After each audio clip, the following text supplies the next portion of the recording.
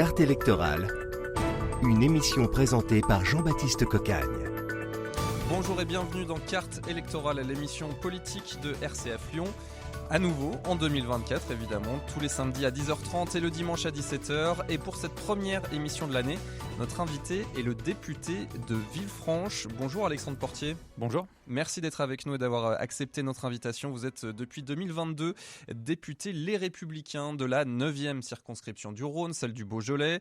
Vous êtes également conseiller municipal de Villefranche-sur-Saône depuis 2014.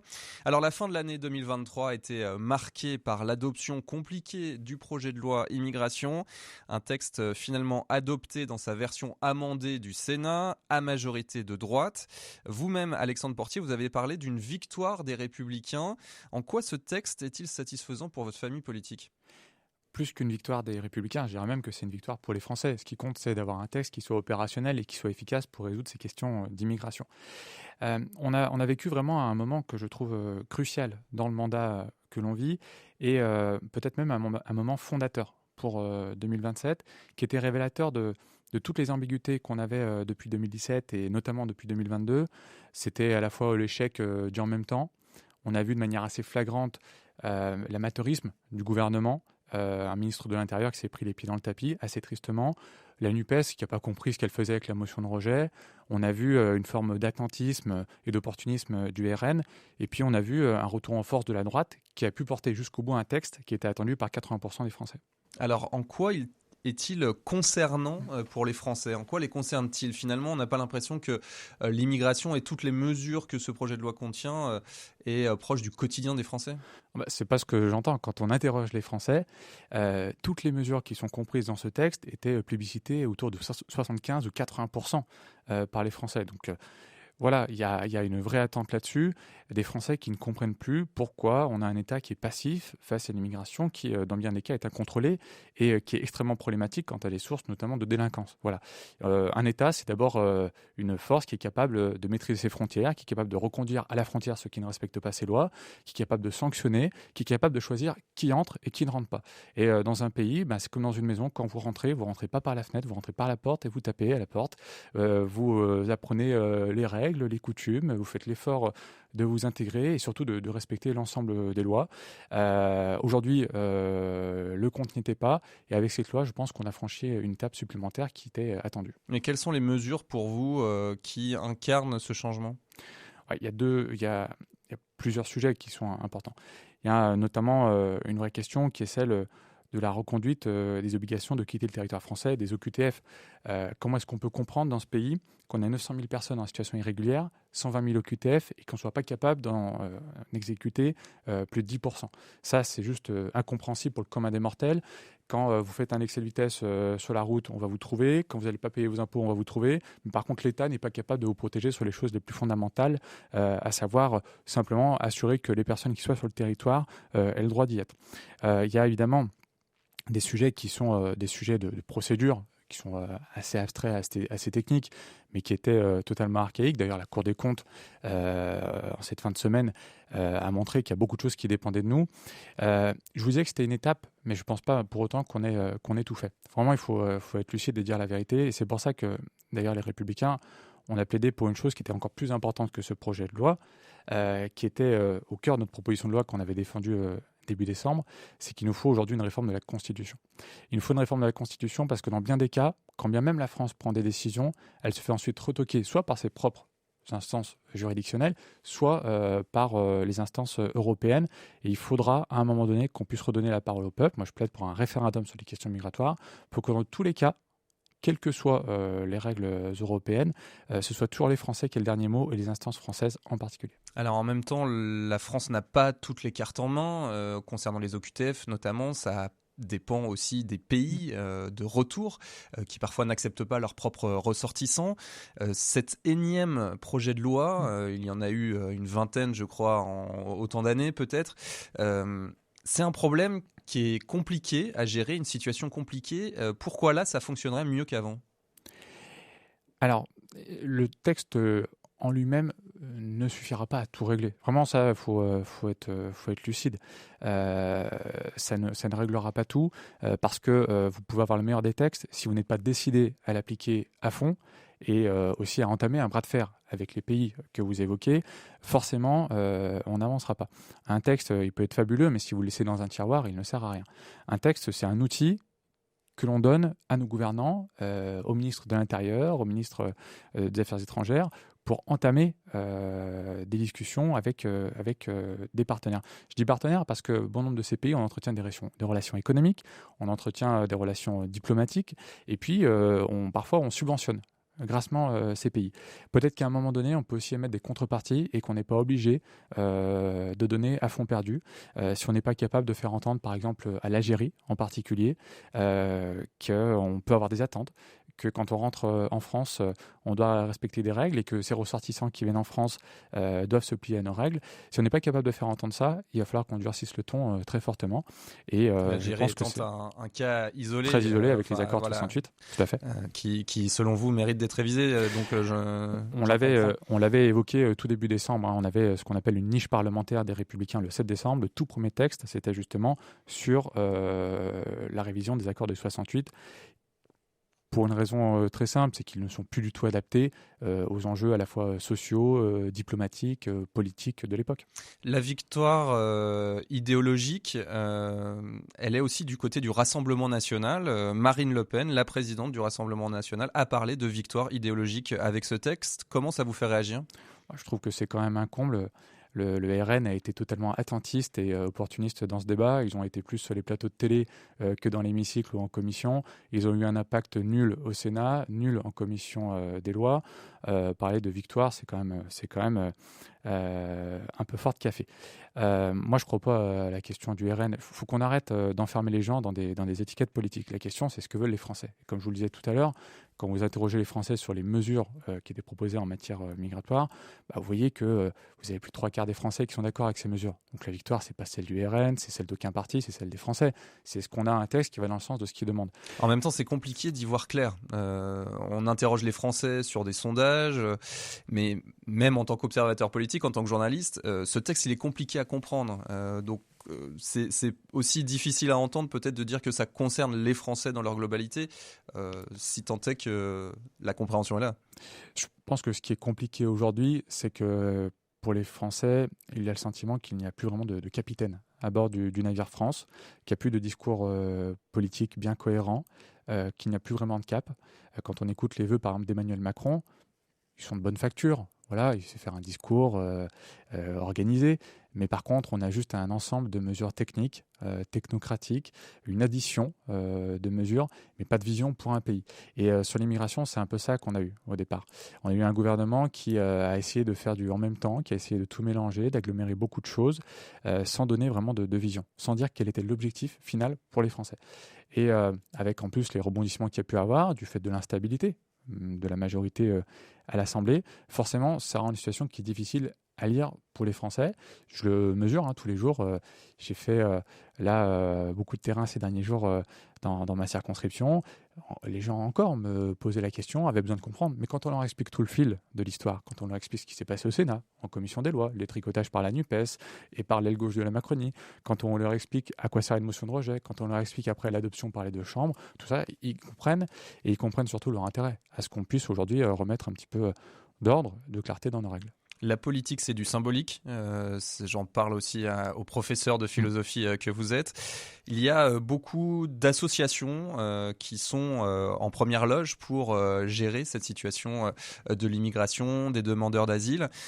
Ces associations, presque unanimement, disent qu'il y a une vraie bascule avec ce projet de loi sur le manque d'accueil de l'autre, de l'étranger. D'un point de vue symbolique, est-ce qu'il n'y a pas aussi une bascule dans le mauvais sens, selon vous, avec ce projet de loi ? Je respecte les travaux des associations, je respecte leurs convictions personnelles, mais dans une démocratie, qui décide, qui est légitime en fin de course, ce sont les électeurs, soit lors des élections législatives, ou alors lors d'un référendum. Voilà. Les électeurs ont fait une majorité, cette majorité dégage un texte, la légitimité démocratique, elle est là. Voilà. Alexandre Portier, vous avez commencé cette interview en disant que c'était quelque chose de fondateur pour 2027. Pourquoi il y a quelque chose qui s'est joué selon vous en décembre 2023 pour l'élection présidentielle prochaine? Je crois que pour la première fois, on a un texte qui correspond assez bien à l'état d'esprit de notre pays. Pourquoi je dis ça? Parce que je suis convaincu qu'aujourd'hui, on a un pays qui est majoritairement à droite et il suffit de discuter un petit peu dans la rue, autour de soi, d'aller au café, de lire les journaux, d'écouter tout simplement. Et souvent des décisions qui étaient à contre-courant de ce que souhaitaient vraiment les Français, ce qui provoquait un immense agacement. On a un texte avec la loi immigration qui correspond majoritairement à ça. On a des instances aussi qui sont dans notre pays majoritairement à droite. Quand on regarde les mairies, on a plus de 60% des mairies qui ont été gagnées par la droite et le centre au premier tour en 2020. Pas au deuxième tour, pas 50,1, mais 60%. On a 2 tiers des départements qui sont à droite. Dans notre région, Auvergne-Rhône-Alpes, on a les 12 départements qui avaient basculé à droite aux dernières élections. On a la moitié des régions. On a le Sénat qui est quand même le meilleur thermomètre de l'ancrage local, qui est majoritairement à droite et au centre. Et pourtant, il n'y avait pas cette représentativité au niveau du président de la République et puis au niveau de l'Assemblée. Et là, on a petit à petit des éléments qui se recomposent autour d'un ancrage à droite et au centre. Et on voit qu'il y a une recomposition très forte qui est en cours, que cette recomposition qui avait lieu sur le terrain, elle commence à se traduire petit à petit à l'Assemblée. Et quand on parle des divisions à l'Assemblée, moi, ce qui m'a frappé, c'est pas les divisions des Républicains dont on nous disait qu'elles étaient annonciatrices des divisions et de l'éclatement des Républicains ces derniers mois. Moi, ce que je vois, c'est que les Républicains ont été 62 à voter pour ce texte. Par contre, que dans la majorité, il y a eu un éclatement tout à fait inédit. Voilà. L'aile droite a voté pour ce texte de manière très déterminée. Au sein du MoDem, il y avait des grosses divisions. Chez Renaissance également. Voilà, l'éclatement, il était là. Alors 62 députés républicains qui n'ont pas forcément toujours la même ligne. Certains députés LR comme Alexandre Vincendet, qui est député de la 7e circonscription du Rhône, à Rieux-la-Pape notamment, avaient voté contre la motion de rejet du texte. Aujourd'hui, le cas d'Aurélien Pradier, par exemple, est isolé. Où vous en êtes au sein du groupe Les Républicains à l'Assemblée nationale? Alors, je ne peux pas parler à leur place sur leur motivation, sur leur situation personnelle. Moi, ce que j'observe, c'est que on a un groupe qui construit son unité. On a un groupe qui est aussi représentatif de territoires qui peuvent être très différents, qui ont été des députés qui ont été élus dans des contextes très différents. Moi, je prétends pas parler à la place des députés d'autres circonscriptions. Je peux vous dire ce que je connais chez moi dans le Beaujolais. Je peux vous parler de Villefranche, je peux vous parler du Haut-Beaujolais, je peux vous parler des Pierres Dorées, je peux vous dire ce que me disent les gens sur mon territoire que je connais bien. Parce que j'ai Mais grandi. aujourd'hui, il y a toujours du débat au sein du groupe Les Républicains. On a l'impression que vous étiez tiraillé sur la réforme des retraites, que là, ça a tiré aussi un peu sur ce projet de loi immigration. Qu'il y ait du débat, c'est normal. Ce qui est anormal, c'est quand il n'y a pas de débat dans une démocratie. Et d'ailleurs, on l'a vu pendant le mandat précédent, on avait une assemblée qui était très majoritairement Renaissance, En Marche à l'époque, où les députés étaient totalement privés de débat, où les députés de la majorité présidentielle étaient le doigt sur la couture du pantalon. Qu'est-ce que ça a donné? Ça a donné un rétrécissement inédit, inouï du pouvoir politique, des décisions qui étaient prises à 4-5 en conseil stratégique, en conseil de défense, etc., à l'Élysée ou à Matignon, et puis un Parlement qui était mis sur la touche. Moi, quand je vois une assemblée qui est vivante, qui est animée, où il y a du débat, où il y a des contradictions, où il y a des différences politiques, des différences de fond, en tant que démocrate, je suis heureux. Je suis heureux de voir ça. Est-ce que j'applaudis tous les excès, et notamment de la NUPES? Vous en doutez, non. Et je les combats même. Mais par contre, quand je vois du débat, et quand je vois du débat au sein de mon propre parti, je trouve ça extrêmement passionnant. Passionnant parce qu'on est dans un moment fondateur, on est dans un moment où, et pour ma génération, j'ai 33 ans, je suis un jeune député, je crois qu'on vit un moment de reconstruction. Reconstruction par le terrain, reconstruction par les idées. On peut tout remettre à plat. Et tout remettre à plat, ça veut dire accepter d'avoir des débats forts, de se demander ce en quoi l'on croit, d'essayer de trouver des chemins pour porter des convictions qui soient dans la nuance. Le monde, il n'est pas binaire. Il n'est pas noir ou blanc, il n'est pas tout rouge, tout bleu. Moi, j'ai été élu par des gens qui étaient de droite, qui étaient du centre, qui étaient plus à droite que moi sans doute, mais aussi d'autres qui étaient bien plus à gauche. Et à la fin, il faut arriver à construire un discours qui soit synonyme d'unité. pour notre territoire et puis pour notre pays de manière plus large. Et ça, c'est notre rôle en tant que républicain. Je rebondis sur une chose que vous avez dite. Vous avez le sentiment qu'aujourd'hui la France est à droite et que petit à petit ça se traduit notamment par les votes à l'Assemblée nationale. Le dernier vote à l'Assemblée, c'est un groupe Les Républicains à la portion congrue et l'irruption historique du groupe du Rassemblement national. C'est ça le basculement qui est en train de se faire ? À droite, extrême droite toute ? Quand on regarde, l'émission s'appelle Carte électorale, il me semble. Quand on regarde la carte électorale de 2022, elle est révélatrice de beaucoup de choses. On voit que globalement, les sortants avaient plus de chances d'être réélus, que c'était plus difficile pour les nouveaux élus, et que au deuxième tour, s'est exprimé un très fort rejet contre Emmanuel Macron et contre la majorité présidentielle. Voilà. Donc il y a un bon nombre de députés RN qui, sans doute sans ce phénomène de rejet d'Emmanuel Macron, parce qu'ils étaient à ce moment-là face à un candidat macroniste, n'auraient pas été élus. Et si à leur place, il y avait eu un candidat LR, parce que le candidat LR avait été sortant ou dans une meilleure position, il aurait pu être élu. Parfois, ça s'est joué à 40 voix ou quelques dizaines de voix dans certaines circonscriptions pour l'accès au deuxième tour. Et à partir du moment où la droite était au deuxième tour, on a gagné dans 90% des cas. Donc on voit que ce groupe RN tient à très peu de choses. Et d'ailleurs, les partiels qui ont eu lieu depuis les ont plutôt fait perdre des députés. Ils en ont perdu 2 de mémoire, me semble-t-il. Ils sont à 88, ils doivent être à 90 au début. Voilà, on voit bien que ce groupe-là, il est quand même extrêmement précaire. Je ne suis pas sûr qu'en 2027, la victoire de Marine Le Pen et une majorité RN à l'Assemblée soit si évidente que ça. Alexandre Portier, député de la 9e circonscription du Rhône, est notre invité dans Carte électorale aujourd'hui. Alors Alexandre Portier, vous connaissez sans doute le principe de cette émission. Voici venu le temps du questionnaire. 5 items que je pose dans les mêmes termes à chaque invité qui défile à ce micro. Et la première question est la suivante. Si vous deviez nommer un discours politique marquant pour vous, ce serait quoi ? C'est très dur parce qu'il y en a forcément beaucoup dans un parcours politique. Mais si je devais n'en garder qu'un, si je devais en emmener un dans une petite bouteille sur une île déserte, pour moi, ce serait toujours l'appel du 18 juin.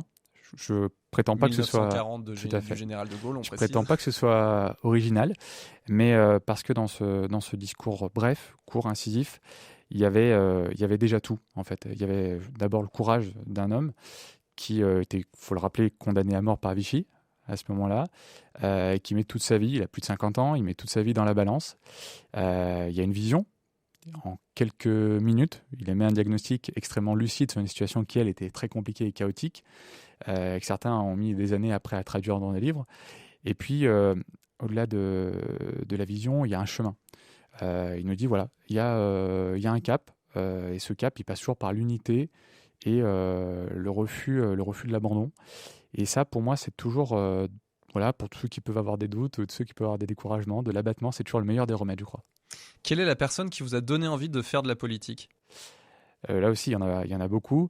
Il y a forcément des rencontres politiques, notamment pour moi une rencontre qui a été extrêmement importante, ça a été celle de Laurent Wauquiez en 2012, parce que tout de suite j'ai vu le talent, l'efficacité, l'énergie, et je me suis toujours dit qu'il aurait un grand avenir, sa victoire à la région et le bilan qu'il a aujourd'hui à la région n'ont fait que le confirmer. Mais après, il y a aussi des rencontres très personnelles, et puis les premiers qui m'ont donné envie finalement de m'engager pour les autres, ça a d'abord été mes parents. Non pas parce que je viens d'un milieu politique, personne n'avait jamais été élu dans ma famille. Mes parents sont commerçants, j'ai grandi sur les foires et les marchés, mais ce qui m'ont traduit, c'est d'abord le contact des autres, et le goût des autres. Et la politique, c'est quand même un domaine de prédilection pour réaliser ça. À quel moment vous êtes-vous lancé en politique, justement ? À quel moment vous avez franchi le pas ? Alors, il y a eu plusieurs étapes. Ça se fait jamais tout d'un coup, hein. On se lève pas un matin, que ce soit à 16 ans ou à 50, en se disant « Ah, ça y est, je vais être député ». C'est plusieurs étapes. J'ai d'abord commencé comme curieux, quand j'étais lycéen, comme militant, notamment quand j'étais étudiant. Après, comme élu local, j'ai été élu local tôt, à 23 ans. Je suis retrouvé au conseil municipal de Villefranche. Ça a été la première étape vraiment importante. Après, il y a eu 2017 où je suis devenu adjoint avec des délégations tout de suite importantes. Les finances, la sécurité, l'économie. J'ai été vice-président de l'agglomération de Villefranche en charge des transports et de la voirie, donc des domaines de terrain. J'ai eu l'urbanisme aussi à Villefranche. Et c'est là finalement que j'ai tout appris. Et c'est ça qui m'a confirmé que j'adorais pouvoir m'impliquer, réunir des gens autour d'une table, arriver à trouver des solutions, tracer un chemin dans un territoire que j'aime. C'est ça pour moi qui a été l'un des déterminants de ma motivation en 2022. Et vraiment, l'aboutissement, ça a été cette élection où on se réunit avec des amis, avec des soutiens, des bénévoles, la famille qui donne forcément un coup de pouce. Et puis, on se dit on y va pas. Et là, ça a été unanime, donc on y allait, on met toute son énergie dans la balance. Et quand on a une victoire qui permet de traduire ses convictions et de voir que ces convictions, elles sont partagées au sein de son territoire, ça fait extrêmement chaud au cœur. Parce que vous avez été élu dans la suite de votre suppléant Bernard Perru, qui est historiquement lié à cette circonscription de Villefranche et à la mairie notamment, dans une lignée familiale également. Si vous aviez une baguette magique politique, Alexandre Portier, quelle loi vous feriez passer ? Il y en a besoin de quelques-unes, mais si on devait en garder une, je pense en termes d'urgence et en termes d'impact que ça pourrait avoir sur notre pays, je pense que ce dont on a le plus besoin aujourd'hui, c'est une grande réforme de la justice. Grande réforme de la justice, parce qu'une société sans justice, elle est condamnée à se désagréger quand un État n'est plus capable d'arriver à faire appliquer ses règles et quand il n'est plus capable de donner à ses concitoyens le sentiment qu'ils sont protégés, que ces décisions sont justes et équilibrées, on va définitivement dans le mur. Une grande réforme de la justice qui tient pour moi en 2 points. C'est d'abord faire appliquer l'ensemble des décisions de justice pleinement, pas de demi-mesure, pas en permanence des ajustements faute de moyens, et ensuite construire toutes les places de prison qui sont nécessaires pour appliquer les peines les plus cruciales et qui font que faute de les avoir aujourd'hui, on est en cascade obligé de composer et de couper sur notre responsabilité en tant qu'État. Le jour où vous avez tout ça, vous remettez un peu d'ordre dans une société qui en a besoin, vous remettez aussi de la clarté dans les décisions, vous redonnez confiance dans la capacité de l'État à protéger nos concitoyens, et derrière en cascade, je pense que vous redonnez par exemple aux fonctionnaires, à ceux qui représentent l'État, aux policiers, aux gendarmes, aux enseignants, à tous ceux qui travaillent pour porter la parole de l'État, une vraie autorité. Vous savez que quand vous touchez à l'uniforme, vous serez sanctionné. Vous savez que quand vous ne respectez pas les règles, vous pourrez être puni, que quand vous ne vous tenez pas à carreau, il y aura des suites. Si vous rétablissez cette verticalité-là, qui est nécessaire dans une société, je pense qu'après, ça peut avoir des effets extrêmement positifs en cascade sur l'ensemble de la société et permettre à tous les autres corps, et notamment corps intermédiaires, associatifs, politiques, aux entreprises, de pouvoir exercer chacune leur mission pleinement et avec confiance. Une dernière question, quelle situation vous avez découvert lors de votre parcours politique qui a commencé donc en 2014 ? Alors, l'une de mes vraies rencontres, ça a été la question du handicap. J'étais pas confronté au handicap dans ma famille. J'étais pas confronté à la question du handicap dans mon champ personnel et familial. Mais arrivé à l'Assemblée, très vite, j'ai eu des demandes de famille qui étaient dans des situations extrêmement bouleversantes, très dures humainement. J'en ai pas eu une, j'en ai eu nombreuses qui sont venues me voir. Et j'ai voulu comprendre parce que ça m'a vraiment pris aux tripes. Et du coup, j'ai tout de suite été voir l'ensemble des structures en charge du handicap sur ma circonscription. Je les ai quasiment toutes vues dans les tout premiers mois pour essayer de comprendre. Je voulais pouvoir démêler, voir le fonctionnement, voir ce qui marchait pas, comprendre ce qu'il y avait derrière les procédures administratives, voir les parcours humains. Et ça m'a ramené à des choses finalement qui étaient très anciennes dans mon parcours, avec beaucoup de souvenirs, notamment quand j'étais lycéen par exemple, j'avais été brancardier à Lourdes et ça m'a ramené à des choses extrêmement fortes. Et je me suis dit que dans ces questions-là, on touchait vraiment au cœur de l'humanité dans tous les sens du terme. Alexandre Portier, député Les Républicains de Villefranche, est notre invité dans Carte électorale. Il nous reste 4 minutes pour aborder un sujet qui vous tient à cœur. Et ce sujet, c'est celui de l'éducation, puisque vous êtes enseignant, Alexandre Portier. La question du handicap fait partie des sujets que vous avez pu traiter en tant que député récemment, avec la remise d'un rapport sur le sujet. Plus globalement, sur la question éducative, j'aimerais vous faire réagir aux annonces du ministre, les dernières annonces, qui veut un choc des savoirs. Gabriel Attal, qui veut recruter des enseignants en français, en mathématiques, qui supprime le veto des parents sur le redoublement des enfants, le retour des groupes de niveau en français et en maths. Est-ce que ça va dans le bon sens selon vous ? Alors j'ai vraiment des difficultés à suivre Gabriel Attal. Parce que sur la forme, le discours est très séduisant. Il faut lui reconnaître d'être un très bon communicant. C'est sans doute le meilleur de tout le gouvernement. Il est vraiment doué pour ça. Mais par contre, sur le fond, je trouve qu'il y a comme un goût de creux. Ça sonne creux. Et je crois que ça laisse beaucoup de spécialistes de l'éducation un petit peu amers et un petit peu dubitatifs. Quand on prend les annonces les unes après les autres, on peut se dire tiens, pourquoi pas. Puis quand on regarde derrière la traduction concrète, on se dit mais où est la cohérence et où est la sincérité ? Je vais prendre des exemples très concrets. Quand on dit le redoublement, effectivement, je pense que les mieux placés pour dire si un élève est capable de passer d'un niveau supérieur, ça reste les enseignants. Ils connaissent leur domaine, ils connaissent les enfants qu'ils ont en face d'eux, et c'est pas les parents, qui n'ont a priori pas cette compétence professorale, qui doivent avoir le dernier mot. Sauf que ceux qui connaissent un peu l'histoire de l'enseignement savent que quand Najat Vallaud-Belkacem supprime le redoublement en 2015, c'était pas seulement pour des raisons pédagogiques, mais c'était aussi pour faire 1 à 2 milliards d'économies. Ça veut dire qu'il faut aujourd'hui la même somme pour le rétablir. Et on a voté un budget il y a quelques semaines, juste avant l'annonce de Gabriel Attal, où il n'y avait pas cet argent. Donc je me dis, mais soit l'idée est sortie un beau matin, soit il n'y a aucune conséquence, il n'y a aucune cohérence dans les annonces qui sont faites. Je prends la question du harcèlement scolaire. J'étais venu il y a quelques années observer une émission sur RCF sur la question du harcèlement scolaire. C'est un sujet qui me tient à cœur. Quand j'entends Gabriel Attal dire à la rentrée, je vais en faire une priorité de mon ministère, je ne peux, à titre personnel, vraiment que lui en être reconnaissant. Le problème, c'est que quand je regarde le budget qui nous est soumis à l'Assemblée, le projet de loi de finances en octobre, je ne vois pas un euro dessus. Donc des priorités sans moyens, je ne sais pas faire moi. Donc je me dis où est la cohérence au-delà des effets d'annonce, est-ce qu'à un moment donné, il va y avoir des moyens très concrets. Quand on prend le choc des savoirs, moi je veux bien, on dit choc des savoirs pour les élèves, mais on n'arrête pas en parallèle d'abaisser les exigences au moment du recrutement des enseignants. Est-ce qu'on peut vraiment améliorer le niveau des élèves sans améliorer le niveau des enseignants ? Vous avez produit un rapport, notamment en vue d'une proposition de loi sur le plan d'urgence pour le recrutement et justement la formation initiale. Vous dites que la masterisation, c'est-à-dire l'obligation d'avoir un master pour être enseignant, a cassé une dynamique ou en tout cas créé des freins. Pourquoi ? En fait, elle a réduit le vivier sans améliorer le niveau.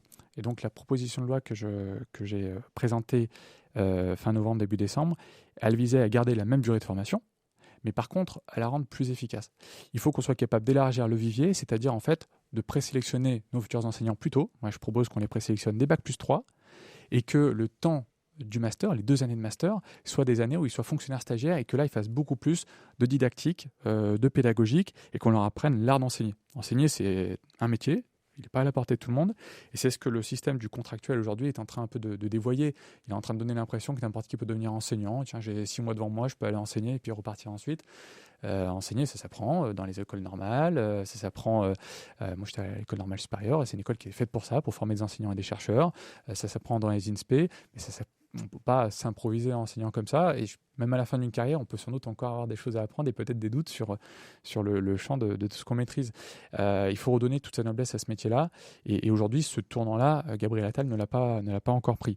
Et puis, un autre exemple, quand on parle de choc des savoirs, pour répondre très précisément à votre question, évidemment qu'il faut faire un retour aux fondamentaux, aux maths, au français. Quand on voit les enquêtes PISA, on est aujourd'hui au bout de classement, c'est les pires résultats de toute l'histoire de l'école républicaine dans ce pays. Donc on peut pas en rester là. Mais la vérité, c'est que le Conseil supérieur des programmes, où j'ai le bonheur de siéger en tant que parlementaire, il y a 3 députés et j'en fais partie, ce Conseil supérieur des programmes, qui dépend directement du ministre lui-même, planche sur quoi aujourd'hui ? Sur l'éducation à la sexualité et l'éducation au développement durable. On tombe des nues quand on voit ça. Est-ce que ce sont là les priorités de l'école quand on a de tels classements PISA ?